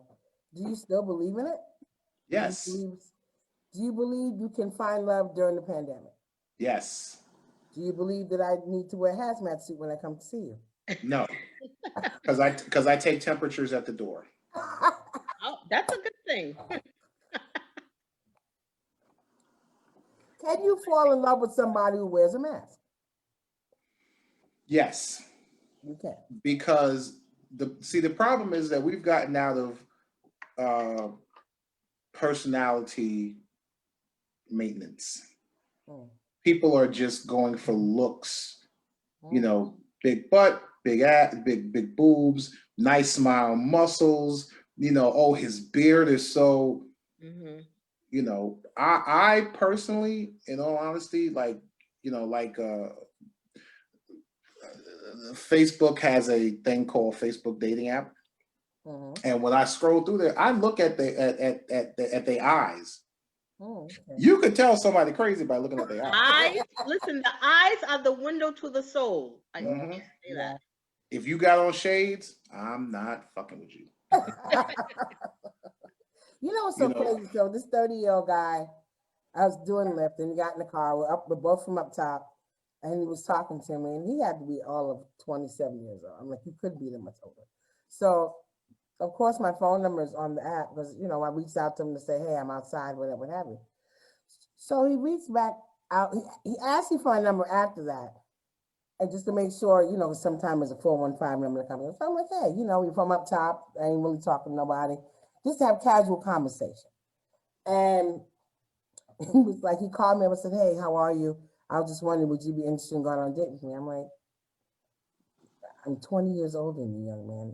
It's not really something I'd be, interested in. But he was like, no, I think that, I don't want sex. That's not on my mind. I just want to let you know that's not what I really want. I really I said, are you looking for a mother? What are you looking for? Because I said, I ain't got no kids for you. And I just feel like maybe I shouldn't have said no. Hold on. You are definitely overthinking this. Really? Don't overthink it. It's just a date. It's just a date. It's just dinner, or a movie, or maybe bowling. You're not paying. You're right. Better not be paying. I'm not one to waste time though. And it's not wasting time. What is that? That's our badge from your badge. From the thing we did, Special Big Girls Unit. Didn't I tell you about that? Yeah, we have a show that we do. That's why we went up to New York to film it, called Special Big Girls Unit. We just did it Saturday. We did one before, but they were like very small, like really quick inserts. This one's so it's all of the videos, all of 3 minutes. It took us 6 hours It's 7 minutes. Well, can you tell her that when you do a movie or I anything, even know. the concept, Joyce, come here a second. Even though the concept, it may a 2-hour movie is not done in 2 hours. It takes days, Oh, months. no. I know. I was like, okay. At the ending, I was like, just who cares how it ends? Just end it. Oh, I didn't see that. I'm sorry, baby. Yeah, it's not something you have to be patient. You know how many cuts we went through, and she's like, "Oh my God." I told you why I was feeling that way. But if I was to ever do a movie, I'll be ready for it. And Well, guess Kitty, what? we're going back in January. I forgot to tell you. What? Oh yeah, hi. See? Well, as long as it's not out in the cold in January up north, I'll be fine. Okay. Well, it's north, it's January, it's cold. Thank you. No way. I don't know what she's thinking. Timberlands can keep you warm for only so long. I'm not doing anything outside in January. I don't even own a coat. Neither do I. Derek, I have one of those old tougher than leather from Run DMCs back in my car. The weather has changed too much for that. That's like a leather vest. Yeah. yeah. But I like it. I like that cold feeling in the morning. That's one thing I do miss from here. Put the air conditioner on. And then I gotta pay a bill. Go pay a bill. No, you're screaming already that you're cold tonight. Come on. So what? It is what it is. Listen, I live in an apartment complex, a condo, and the heat is included. In the winter, I put the heat on Africa. It's too cold. It's way too cold up here. Help me, Ray. Help me. It's too cold. So, people who are watching, we got some young people that want to get into this business. Frustration. I know patience is a virtue. Frustrated. I don't want to do that. I'm going to go back to the life of selling drugs or whatever they're doing out there on the street. What advice would you give them? Okay. I mean, I'll just tell you what my uncle told me. That life is very short-lived, and it's going to lead you in one of two places. And especially nowadays, where everybody's a snitch, there's cameras everywhere, and these police need nothing but a reason to put a hot one in your ass. Oh my goodness, that's the worst. That's true. That's the worst. And right now, at the point that we're at, that we need to, I understand money and all that, but there's other ways. This is why we create Black businesses. This is why I create, even if it's you just creating a T-shirt that says, "I'm about to sell drugs again." If this pandemic don't, Lisa, are you listening? She loves shirts. She's got a Mind Your Business Monday shirt, Monday cup. She's really good. I don't know if you follow her on Facebook. I did. I saw the hoodie. I have the mug. I have the cup. I have everything. You're not on Facebook. Why? You're not on Facebook. I am on Facebook. Where? I actually just followed you today. Under where? Not big. It should be Ray. Because I couldn't find you. Well, because it's not on the Big Ray Van Groove. Because Facebook has issues with themselves. It's Ray Van Groove Dyer. Yeah, because I had to put my government on. I didn't like that. Yeah. Okay. Oh wow. Well, all right, now I know. Well, I'll just follow you back when we're done. But what I'd like to do is, nothing lasts forever. So you have to go back to work, Lisa. We'll have to go to work, and I just have to go into my room. But building a relationship, I'm really big on support and networking. I would appreciate anything that you're doing. Please tag me on it, or of course, I'll support you on it, and I appreciate you do the same. Yeah, I'm very happy. Oh my God, Murdoch, so much on Murdoch Avenue. Pepito's Pizza. Oh my! I just had a slice. It's not the same. It's not the same. It's not the same. I just had one the other day. Yeah, it's not the same. Let me tell you something. Back in the days, the Pepino Pizza staff, the guys who actually owned it and ran it, is so different from now. And it's funny, the guy you would come in and Carmine, I think that's his name, and he'd be like, "Oh, she knows." Be like, she knows. What are you talking about? He'd be like, "Oh." He give you a high five. His hands was all hard, and he would do dumb hard. You'd be like, "Yo, stop." It's good days, good times, good times had by all. Oh, Those are the days. Those were the days when it was real. Lady I, don't make me take you back. Lady I, right across the street. Remember that? Oh my God. Oh God. And there's another Jamaican spot. Oh, we don't have enough time for that. Oh my God. we need a part 2 of this show. Yeah. But I do want to say before we go, you have a show that you let local talent come on. I thought it was very interesting. I watched it Oh, the other day. Can you speak about that, please? yes. It's a virtual showcase called Virtual Vibe. And it's on my IG at Big Ray Van Groove. And the radio station actually just picked it up. So it's on both IGs, Magic ATL on Instagram, and then Big Ray Van Groove on Instagram. It's pretty much independent R&B artists out here in Atlanta or from wherever. And when I tell you, I've been getting some great, dope talent.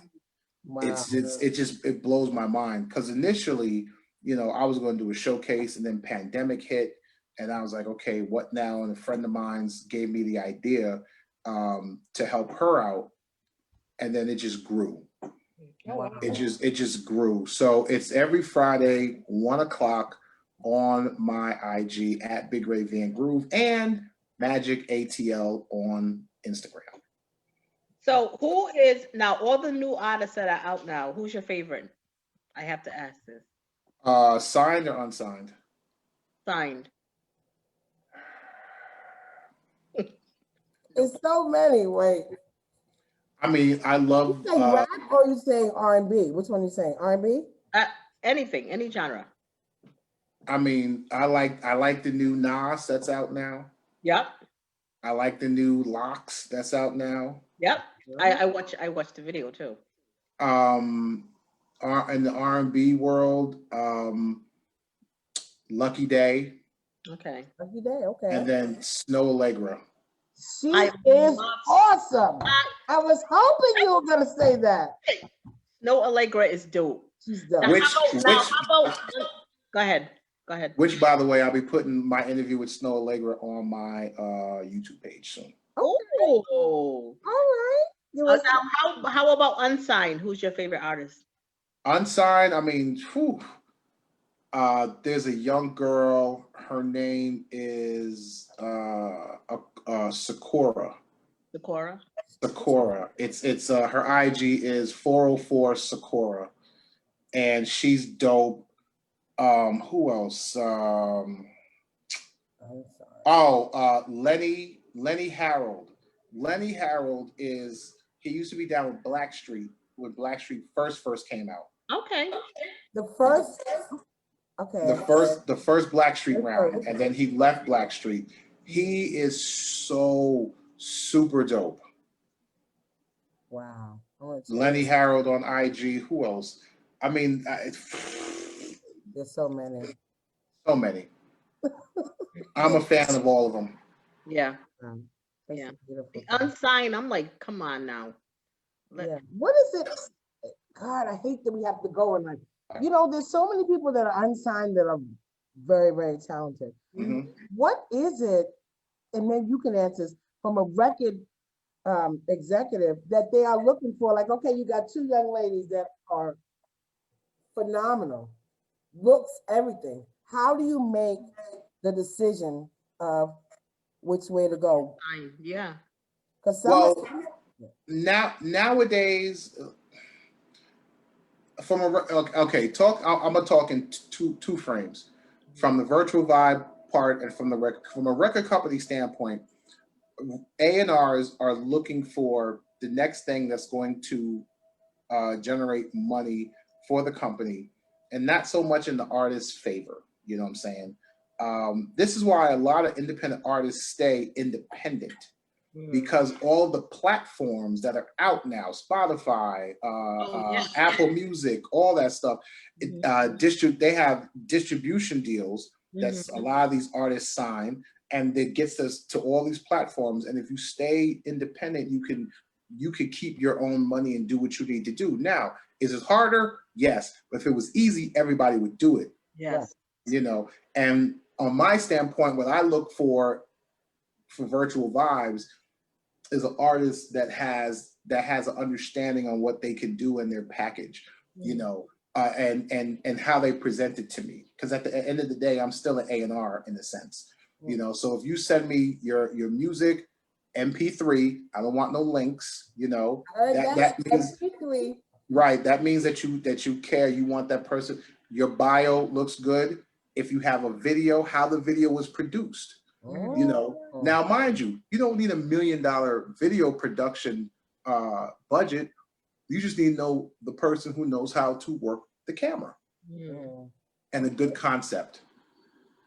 You know, so that's all I look for. Would you say that the record companies look for not having to do as much, a more polished, besides their actual craft of being able to sing, someone that's more polished, they don't have to put so much, to invest too much money in? Nowadays, record companies are looking for somebody who has some results. So, and I guess I'll put it in layman's terms. I don't want a virgin, because now I have to take time to try to convince her to give it up. Yeah. I want somebody who knows what they're doing. That has experience. Yeah. That has experience, you know, and a few friends says she gets down like that. Yeah. Yep. You know, Wow. and then nowadays, you know, record deals are just, you know, they don't hand out record deals like they did back in the 90s. Yeah, you know, every corner there was a record company. You know what I'm saying? Those days are done. So that's why I always encourage independent artists to stay independent, unless the record company is giving you exactly what you want. Exactly. Yes. That's so important. Yeah. That's so important. That's why a lot of artists out here, a lot of dope artists like Young M.A. Yep. I love Young M.A. Yes, She stayed independent, and her record still got played because her content was good. Her fan base was ridiculous. Yes. You know, and she won with that. Yeah. Yep. So I know we gotta go, and we've been on for a bit, but I want to ask you something, and this is from a sports perspective. Maybe you can explain to me how you're going to make money. So football, basketball, whatever, usually football more so makes money from advertisement and people in the stands. How do you see football making, because all of these $1 million contracts, how are they going to make money if this pandemic does not go away? What is the way to make money besides? I mean, in all honesty, sports franchises make their money off of season tickets and merchandise. One of the highest grossing sports franchises or sports that off their merchandise is wrestling. Oh, yeah, okay, I can see that. You know, so it's wrestling, football, basketball, baseball. Excuse me, let me correct myself. Wrestling, football, NASCAR, basketball, baseball. NASCAR, okay. So you still see, you don't think that they would really take a loss? I mean, you know, of course they lost money, but they would still be able to generate money to pay these $1 million contracts when, you know, we don't have people in the seats. Oh yeah, I mean, that's why you haven't heard football players being furloughed. You know what I'm saying? I was kind of surprised. It's merchandising. You know what I'm saying? It's a lot of corporate advertisers and corporate sponsors and things like that. A lot of the sports channels who still continue to carry these games, even though there's no fans in the stands, they still continue to carry these games. This is why a lot of the sports channels play replays of different games to keep the people excited. Wait, I have to ask you, who is your favorite football team? Uh-oh. Giants. I'll be on here another hour. Why did you do that? On, really? Okay, what is it, sir? You said the Giants. Giants. Ugh. I'm sorry, what did you say? He said the Giants.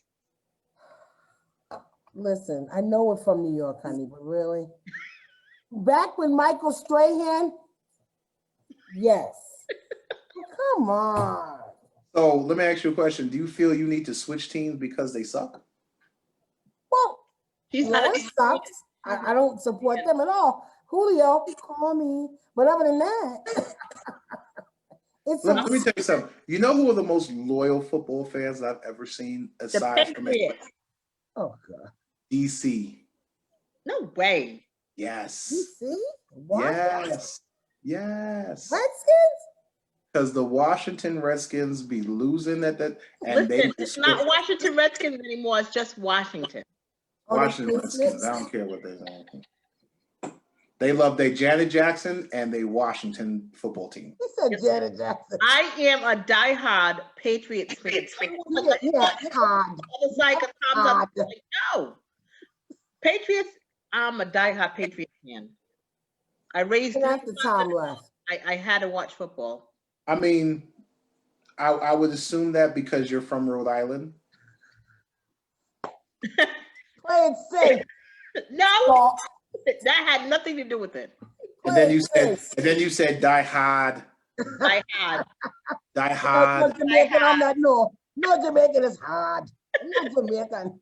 That accent. Everyone's like, what are you saying? I go outside. What are you saying? I'm like, never mind. And she tried to go New York. It doesn't work. She tried it on Matilda. It didn't work. No, but I'm Giants, Knicks, Yankees. That's me.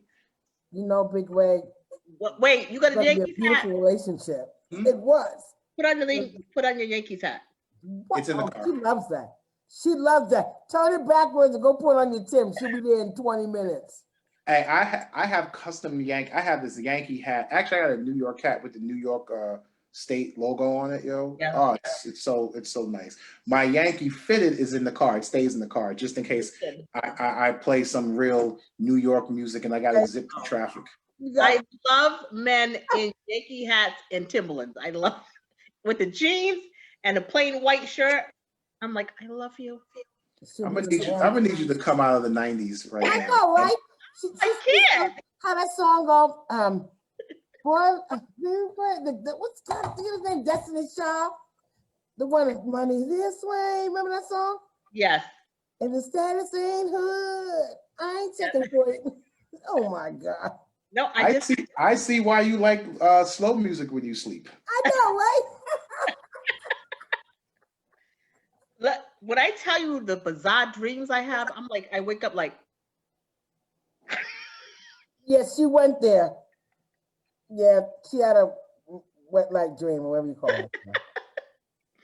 You know, I can really go crazy, but I'm not. But I've introduced her to something that a lot of people do that she's never done. And shut your mouth.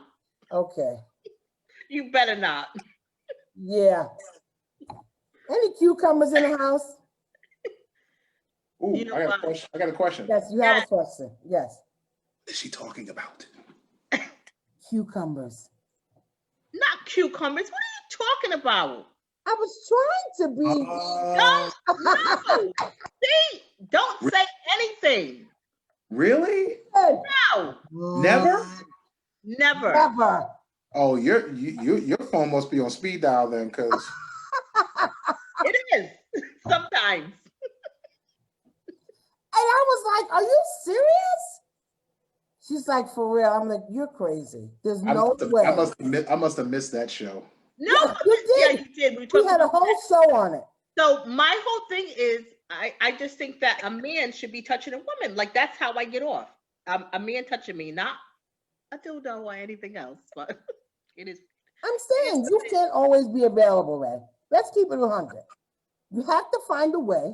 I mean, in all honesty, if I get the phone call, I'm out. But I'm saying, but you're a busy man. You're running. But I need to get where I need to go, and you might be stuck in traffic. This is Atlanta. Right, but can wait. I will eventually get there. Eventually, and then we can do it again. No, oh no. See, what you're trying to do is on some demon time shit, yo. That's Thank what you're. you. When you want it, you want it. Yeah, but see, you started the race before I got to the starting gate. Yes. I might have been thinking about you. What you did a couple of nights ago. Then you want me to come and catch up to you? Shit. Wait a minute. Hold on. I'll help you. No, wait. Trust me. I know how to get on the elevator at the SWV train station. She got issues. She You had. didn't catch that, did you? I need a drink after that. Hold on. Yeah, right. No, wait. A strong drink. Because I surely threw it. Nobody caught that. Oh my God, But I love this I show. just think that a man. That's just me. I just think a man is supposed to please a woman. Like a man's touch does something. Of course. And that's fine, Lisa. But there's sometimes when two ships pass in the night. I was in a relationship with Joyce's father. He worked at night. I worked 9 to 5.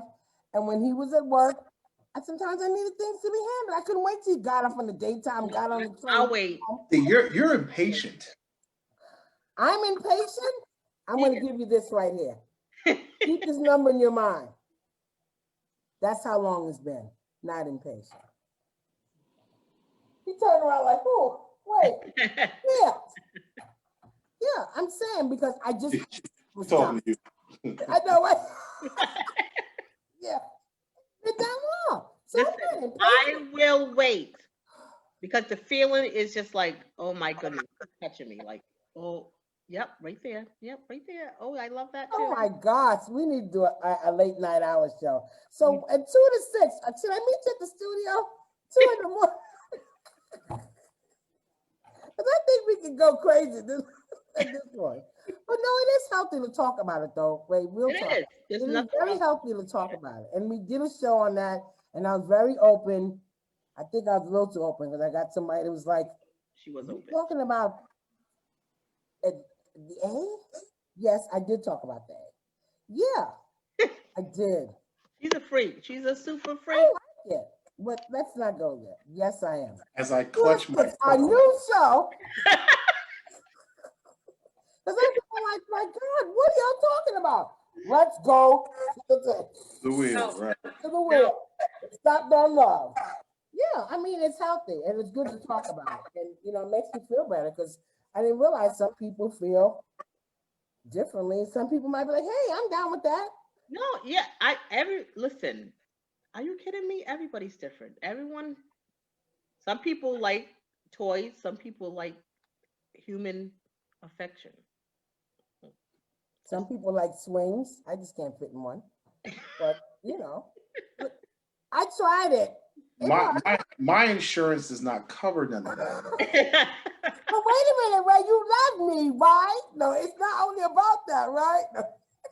She has issues. She has major issues.